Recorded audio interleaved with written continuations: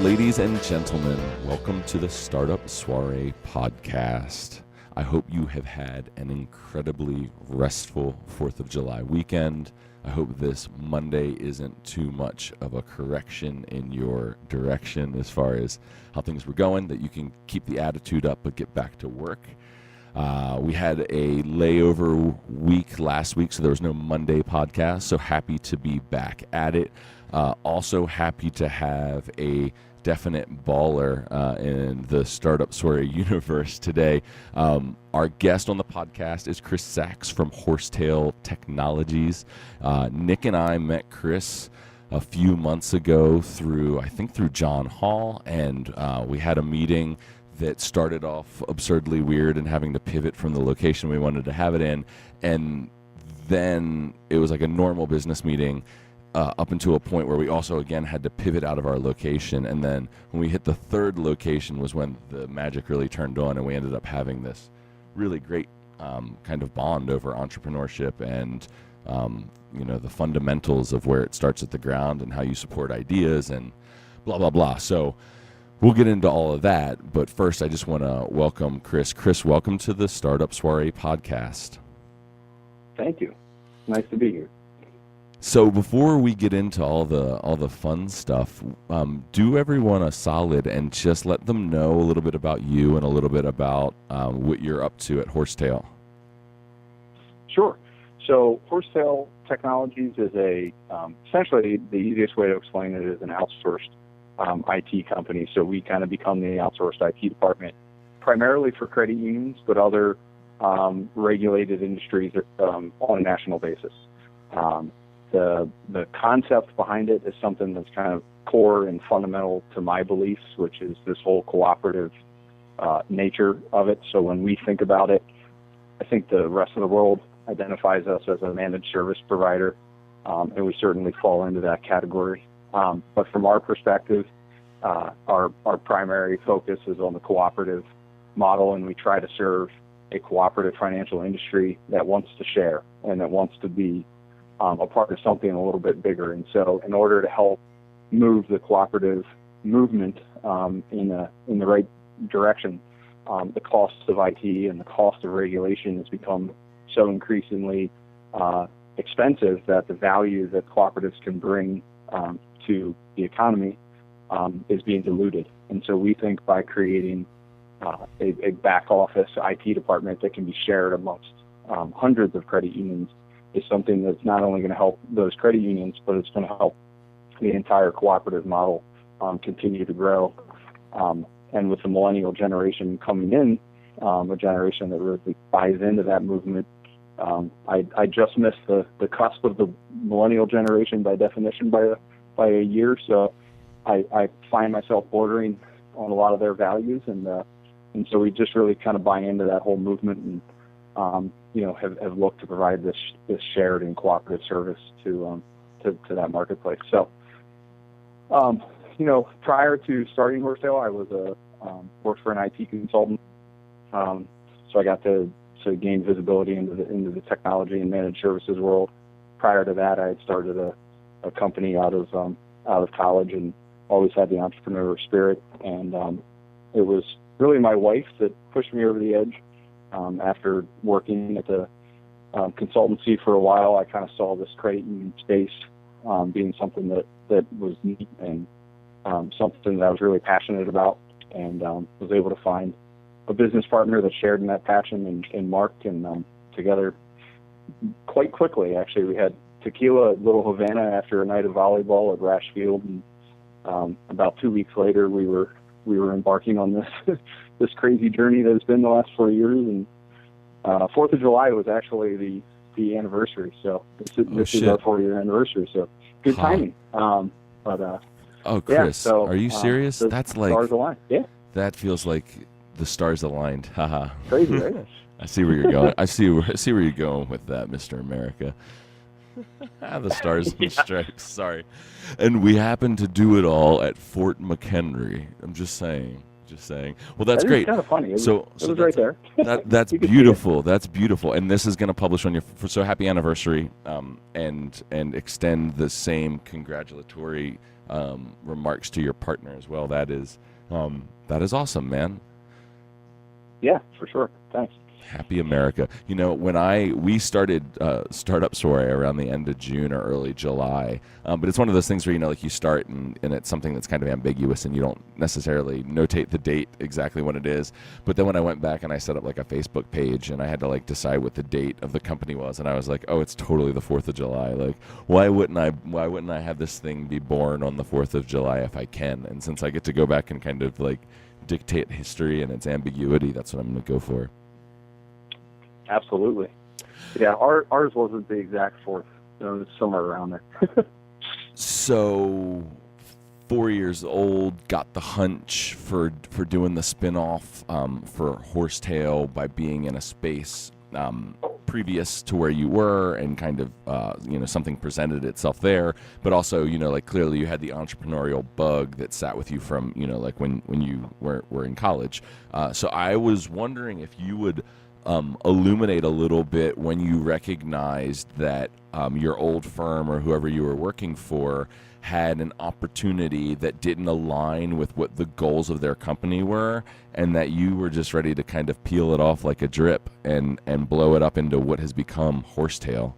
Because I feel like there's like such a valid point in you recognizing this latent opportunity that was there and just being like, oh, I'm just gonna take this for what it is, and then I'll fully realize it to kind of, you know, to sky's the limit. Yeah, I think, you know, when I go back and kind of look at that, I think part of it is the mentality of a salesperson. You know, I always identify myself as a creative salesperson, you know, first, and I think somebody that gets into the sales world generally has a lot of the qualities of an entrepreneur. You know, but I think also if you went back and asked my mom, she'd tell you that I never wanted to be a fireman or a policeman. I always wanted to own a business. So I think I had this desire from a very, very young age. And so something that always kind of sat with me, no matter what. But certainly at the previous company we were there, and I think the biggest difference for me is really looking at the model of growth and the model of efficiency. So when you talk about creating a company that is a service company, it's really, really challenging to scale service because you're so reliant on people, and people are an unknown. You know, unlike a widget, you can build a widget in one way. That you can't build a person in that way, and so you have to find a model that is going to work from a scale perspective, understanding that you're going to have different people coming into the mix all of the time. And so my previous company served really any vertical that was out there within kind of a geographic region.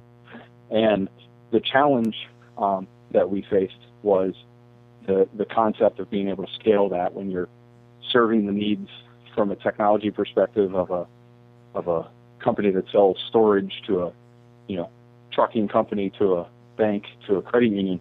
The skill set that is needed it varies within each vertical and becomes very challenging to scale that service.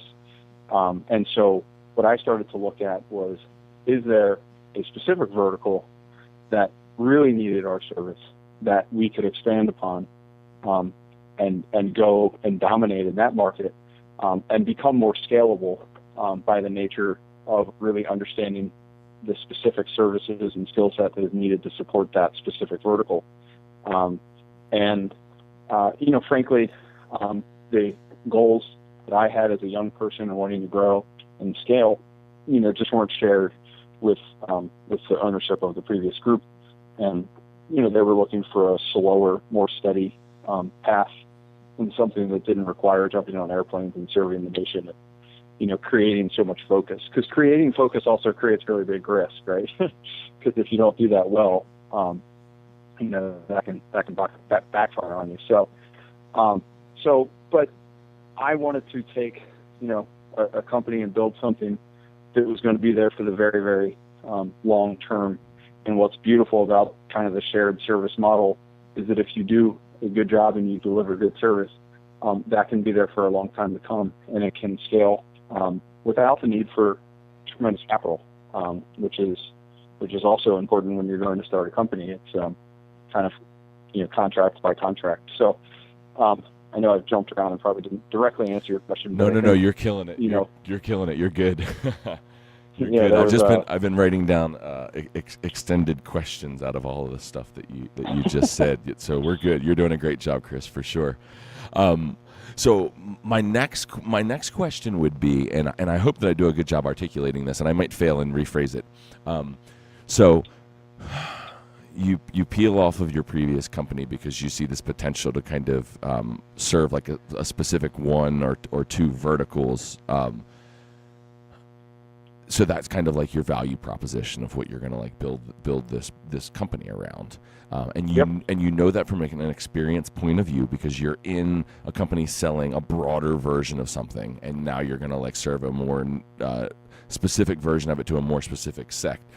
So you get where that value proposition is. My question for you is: did it hit immediately, or did you get that boat in the water, and did it take 15 months? To figure out like the special sauce that made the model work? And if so, what was that moment where you were kind of like, fuck yeah, we got it, like we found the throttle and this thing goes? It definitely did not hit immediately. I might argue that we're still finding the exact model. But feel ya. But I think the biggest piece was not so much around the model. I think the model is actually pretty clear, which is there are aspects. So put your credit union CEO hat on for a second. If you're going to build a staff, understanding that you have limited resources, the staff that you're going to build should be the staff that is involved in the identity of your credit union. And what I mean by that is this concept of how members of a credit union engage is driven mainly now around technology, right? Like 82% of transactions now are on the mobile phone. So everybody's moving to the mobile and web banking world. So there's a huge tech need as it relates to the member service of a credit union. But if you think about it, that's not all that dissimilar from somebody who used to work at a branch, because it's still ultimately service. Technology is the vehicle, but it's still service. So if you're going to hire staff as a credit union, hire the staff that are involved in managing and running and selecting those solutions. And then there's all the other pieces of technology that are security and PC, desktop support and cloud infrastructure and all these things that have no impact on the actual credit union themselves and no impact on the members of that credit union. So you can still manage your vision and your service to your membership, but you can take and kind of outsource all these things that are really like utilities, right? We're almost to the point where every company that you walk into is going to look relatively similar in terms of we need email, we need files, we have some mobile devices, the needs are pretty similar, just like it used to be, BG&E. You need to come and turn on the light. People are kind of in the same way with technology.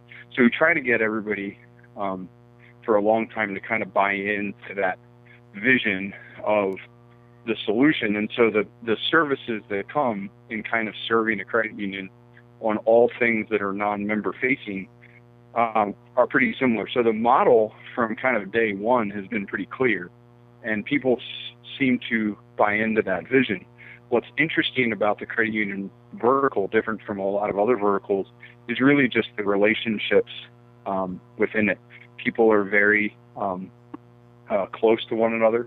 Most credit unions are relatively non-competitive because you've identified a specific segment of the population that you're going to serve.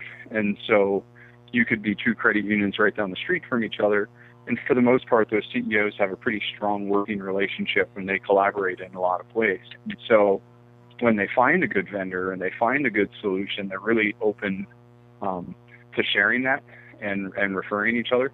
But it takes a really, really long time to break in to build those relationships in a way that you start to see a real movement towards you. So what we found in terms of adoption was really more geographic than anything else. If we were able to go to a certain location and build a strong relationship, kind of a flagship relationship, then we saw that relationship expand within that geographic region because we could build some credibility. So it probably took us, I might say, even longer than 18 months. We certainly started to see the right trajectory at about 15 to 18 months. But I think it's really been about 3 years, believe it or not, to the point where we've established a brand within the vertical. And when our sales guys are out there calling, and the first question they ask them, hey, have you ever heard of us? Well, 99% of the time they're saying yes. It took us a long time to get to that point. And when you're talking about financial data and you're talking about technology and regulation, if that trust factor hasn't been established, it's going to be a hard sales process to get in there and grow that. So I think it's not been so much of the tweaking of the models as it has been the building of the brand and building of the trust.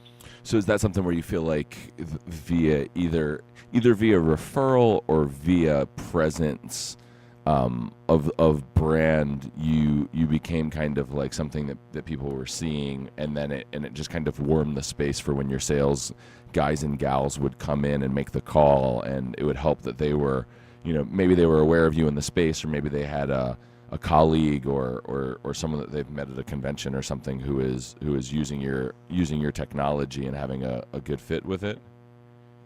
Yeah, I think it was probably 50-50. So I think it's definitely referrals, and I think it was kind of 50% referral. But I think the other part is, and again, this is what goes back to serving an industry that is nonprofit and that is cooperative, is that there's a real service component.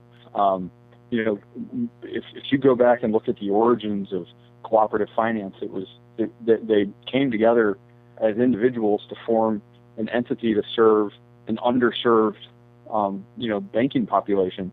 This is kind of the grassroots financial movement, and it's very, very different from the banking space. And so what they're looking for is a company that also has that culture of service. And so we donate innovation services to the credit unions. We donate our time in a lot of different areas to kind of further the credit union movement through our work with various different associations and educational things. And I think people really look for that, and we've been lucky enough to get a lot of great press for the things that we have done. And so I think they want to see the commitment to the credit union movement, as well as hearing some good things from their peers. So I think it really is, it goes in both ways, and you can't make false promises and marketing promises. They're going to see you out there, feet on the street, doing the things that you're saying that you're doing, and they needed to see that. And so we've continued to do that, and that's been something that has worked really well for us. But it took a long time to build that, because you can't just snap your fingers and say we're going to donate development services to the Filene credit union think tank. They actually had to build 4 programs before people started to recognize that was something that we were really out there doing. Wow. Man, I'm throwing out my list of normal odd questions because I'm just crushing them as we write down. So I've got these next 2, and I'm not sure which one should come first. So I'm just gonna kind of put it out there. So you're talking so much about sales, and I don't think that I've ever really had somebody who owns it so hard on the podcast and had my mind kind of catch up as well. So I feel like I just want to I want to dig down this thing, because this is the thing, this is the thing that sucks for entrepreneurs, right? Nobody fucking wants to figure out how to be a salesman. That's the weird ass dirty word. And there's nothing more critical to success than being able to figure out how to, I feel like I'm still learning to deal with the fact that part of being an entrepreneur is that I'm going to need to reinvent myself as a salesman and a pitch guy for the rest of my life. That's just my marching orders. So, I love it. I love that you own it and you're like so cool with it. So I'm going to go down that line. So I want to ask two questions, and one is going to be more about you as a manager, and one is going to be more about you as a salesman, because clearly you still get that, and clearly that's kind of where you were, I think, when you saw this big vertical to be able to come out by yourself. So in terms of in terms of being a salesman yourself, what are your favorite sales tools? Like, what are your big things for, like, right there at the beginning of the effort that I was like, I need this, and this, and I'm going to go make stacks? What is that? That's a good question. I have found as a manager, the absolute hardest thing to do is to teach and train someone on your sales techniques, because I feel like they're so inherent and ingrained in just my overall personality.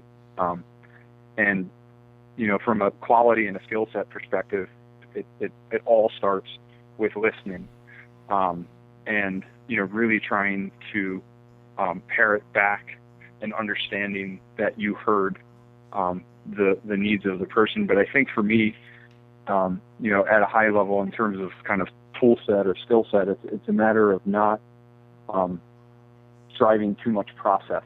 So, unlike a bigger business who kind of sells a very specific product or service, ours is very customizable and boutique, so to speak. And so the way that we approach sales, and I've kind of always approached sales, is this concept of, let me have an opportunity to listen to you and listen to your needs and your pain, and give me an opportunity to try to build a solution that will meet your needs.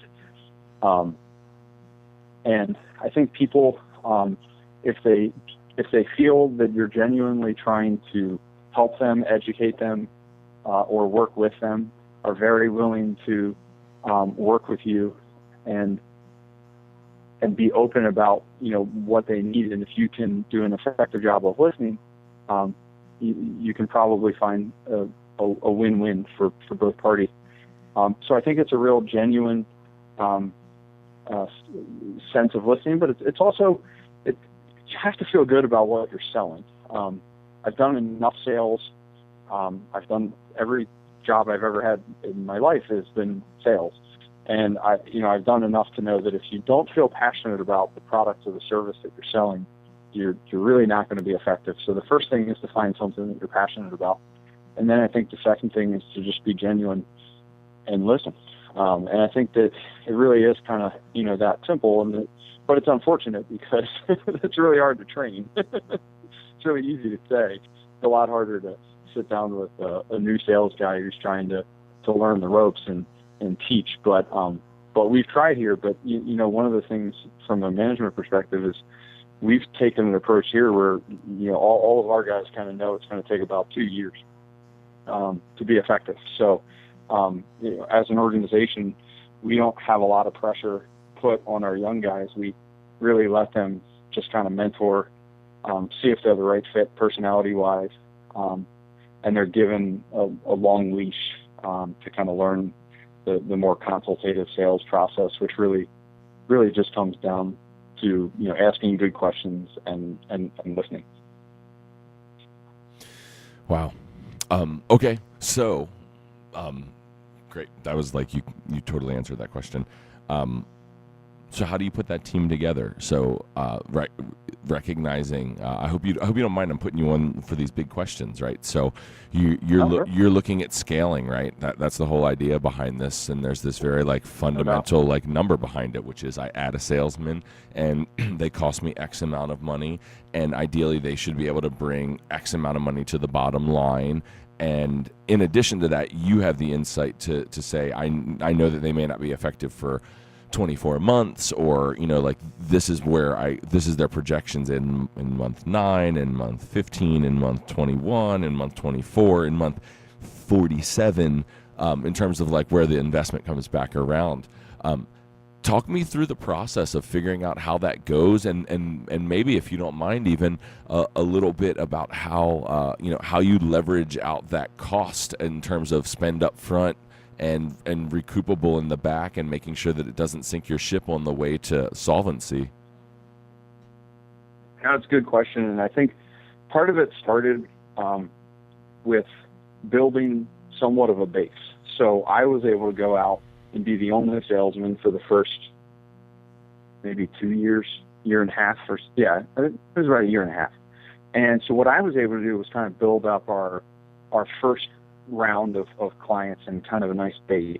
And the interesting part about our service is that it's very, once we get in, we tend to expand, and you find new services pretty frequently. So there's an ongoing sales component to each relationship. And so my first sales hire was a young person. I think the first step is to find somebody that is as equally committed to learning, both on the technology side of the fence, but also kind of a new way to sell. And so I was lucky enough, and it was, again, one of these just kind of total coincidences. A friend of a friend came to me and said, I'm just not happy with my current space. It's not exciting. I don't feel like I'm learning a bunch. And so I kind of showed them an opportunity, and the opportunity, was really honest. This isn't something that you're going to walk into and make, 6 figures in year one. And I love all these job postings that tell sales guys they're going to make, $200,000 by year 2, and you just have to be this, that, and the other thing. And none of those projections ever quite seem to become a reality. So I was just very honest. I said, look, we're a startup company. We have kind of a neat model. But the way we did it is we have a pretty low base salary. But since we have fixed monthly services, all of our sales guys get to get a percentage of that for the life of that contract. So essentially they're coming in and slowly, so you don't get these great big checks, but you just incrementally each month you build up your base salary, so to speak. And so it's a very long-term play. So the first step was finding the people that wanted to come in and be a part of something long-term and learn something, and that they had to be willing to invest in Horsetail and invest in their future, just like we were willing to invest the base salary in them. They had to be willing to come back and invest in us and understand that, it's going to be 2 years where you're probably not going to be used to the level of income. And so they signed up for that. And we have 3 sales guys, and all 3 of them have signed up for that same model.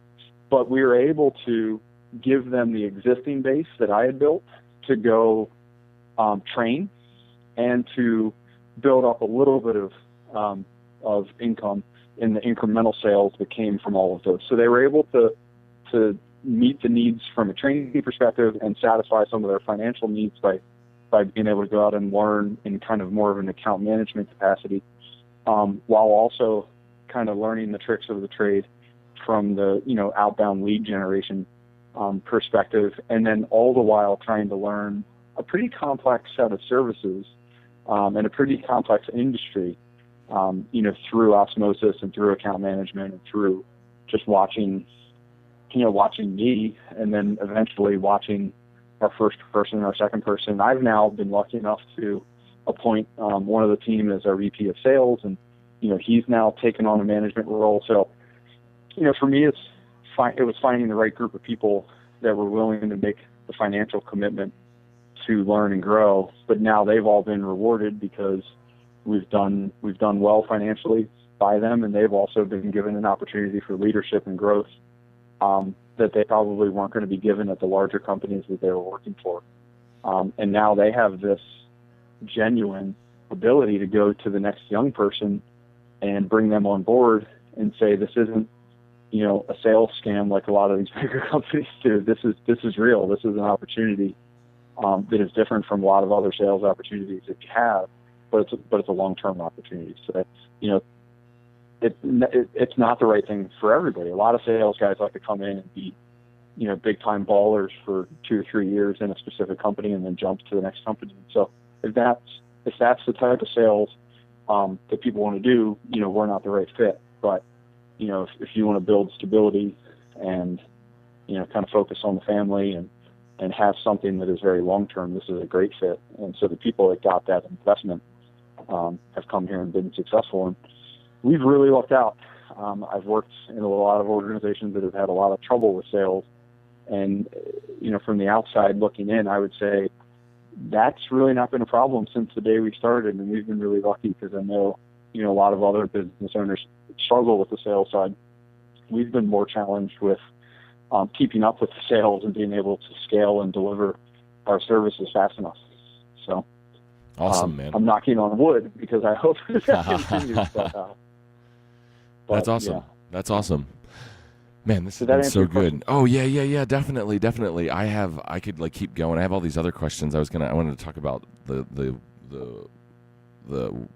commonality of having a wife that's involved in social work and all that stuff. But we ran out of time for it. So I have one more question. I'm going to keep going down on the sales thing, and then we're going to wrap it up. And Okay. where'd you hunt when it came time to put together your sales team? Where did you hunt, and what did you look for? Didn't hunt at all. So every single one of our guys came to me actually when I wasn't even looking. And so it's kind of funny how you introduced the call just in the dynamic that we had of trying to meet at Starbucks and then coming into our conference room and everybody feeling a little awkward and then finally getting into that right social setting. It was actually quite similar with all of my sales guys. So the first guy came to me through a relationship just from my sister or a friend, and somebody found me on Facebook. And so he came to me and he said, "Hey, I'm looking for a sales opportunity. I was reading a little bit about Horsetail. Are there any opportunities in Horsetail?" And I said, "Man, we're still way too small. I can't even imagine having enough money to hire a sales guy." And but I said, "But it's really great meeting you. I kind of want to know a little bit more about you." And what I heard was a guy that was just looking for a challenge. He had been in mortgages. He had been in some, retail rental stuff. He had done some things, and he had been successful, but he just wasn't challenged, and he didn't feel like any of that was going to satisfy kind of his longer-term needs and somewhere that he could kind of call a profession and a career. And he was just looking for that. And so that really resonated because we live in a world where, that seems to be going away, but I actually think it's coming back. I think people want a place to go to work and a place to call home. So that's just kind of resonated with me. And as luck would have it, it was not but a week or two later that we closed 2 really big deals. And all of a sudden I realized, oh my gosh, if I'm going to continue to be out focusing on finding new business, I need some help managing this inside business. And so it just kind of grew organically. I called Matt and I said, "Hey man, despite what I said to you 2 weeks ago, I think we now actually have an opportunity. I'm not sure what it's going to look like. Here's who I am as an individual and as a salesperson, and here's what we're trying to do as an organization." And so he came in and helped me do account management and learn the outbound stuff. And then I saw that model work. And again, same kind of a thing where I was introduced to a guy that just wanted some advice. Somebody that I knew, Tom Ainsley, who I think we know in common, introduced me to him, and he said, "Hey, this guy was really interesting. I know you're not hiring, but maybe you could give him some advice. He's out looking for kind of his next career path." And we had coffee successfully at the same Starbucks that we tried to meet. Again, kind of same thing, 2 or 3 weeks later, we hit another revenue milestone, and I was lucky enough to be able to call him up. So to date, we've really found guys that have somewhat found us and just been, somebody really searching for something different. And so, so far we've been lucky. We haven't even had to post the job. Man, what a great story. Chris, you crushing this podcast so much, so much wisdom and authority. Everybody, this is going to be one of those ones that people, when I run into in the street, they're going to be like, "Dude, the Chris Sachs podcast was amazing." All of that stuff blew my mind. So thanks for going there. I'm at this place where I think we finally really have realized a lot of the core verticals for Pixelated Photo Booth, the events company. And, hopefully by the close of July, we'll have the prototype finalized for the photo booth structure, and the goal is by mid to end August actually break ground on the development of the software, and with the goal to have an MVP out by the end of the year. So we're getting ready to have products and this software system that will be a whole new fish to figure out.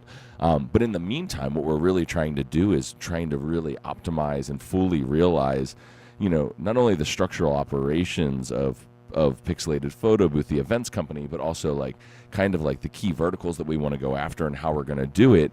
And even more so, really, now that we know what the product looks like and what people like about it most, and specifically that we want to do it in Washington, D.C., in Baltimore, Maryland, and in Philadelphia, and then everywhere that we can serve inside of that kind of logical footprint.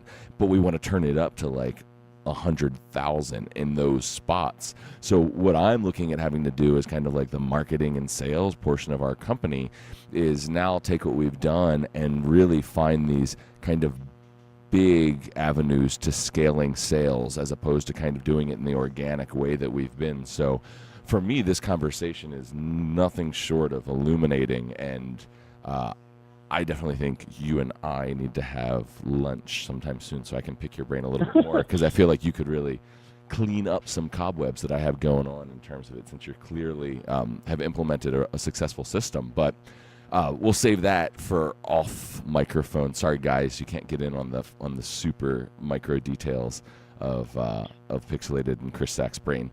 But Chris, I would just say that the biggest piece of that, just quickly, was vertical focus. And we're actually getting ready to kind of launch into our next vertical. But sales and marketing becomes really easy when you're committed to a single vertical. And I think you can expand that.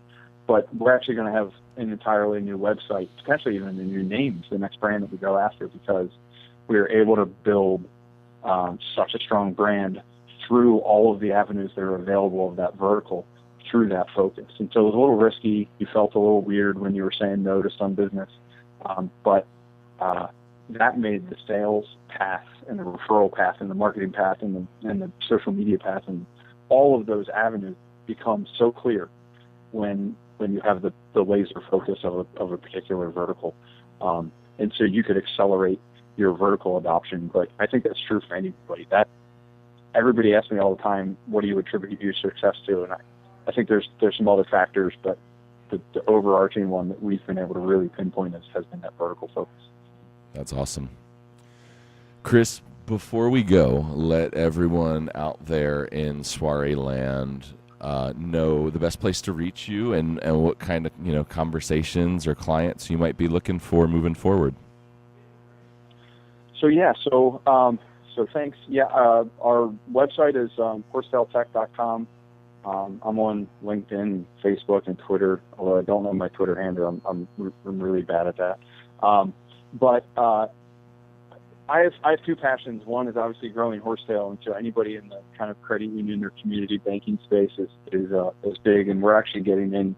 The next vertical is the cooperative movement and the cooperative model as a whole. So anybody that's kind of in that movement, that's something that we're looking for from a client perspective.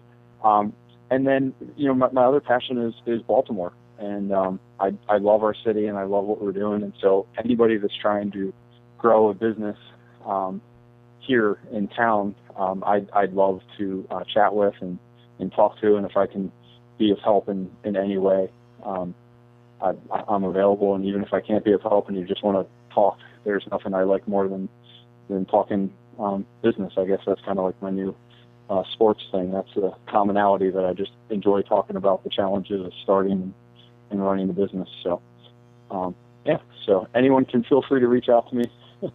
Awesome. in those ways. Awesome. So what Chris was just hinting at would have been the third part of the conversation that we had when we got bumped to the third location, which is Baltimore and the greater kind of ideas and what influence we as entrepreneurs in the city can have on its future. I definitely hope to get into that chat this time, but there wasn't any time for it, so we'll definitely have to have Chris back, because that is a really big part of what he does, and I think that his company will continue to really prosper, and we'll see that happen. But I think that or I have a hunch that we haven't seen anything yet, and that a lot of that portion of his interest is going to have a big part in the landscape in Baltimore moving forward. So, Chris, on behalf of the Startup Soirée community, thanks for being our guest today. Guys, if you haven't yet, head over to iTunes, give us a 5-star review, nothing less. You know it's good stuff. Help the world find Baltimore and the good stories happening within it. If you're not on iTunes, hopefully you're seeing the link. We are in the Stitcher store. We're in, obviously, the iTunes podcast store. You can find us on SoundCloud. I hear some murmurs that the new Apple streaming service is going to have podcast integration, and Spotify has it on the horizon as well. So as soon as those places get live, we're going to be there. So that way you can toggle from listening to that new Major Lazer song to listening to your homeboy on Monday mornings. Okay, seriously, happy 4th of July. Let's keep turning this thing up.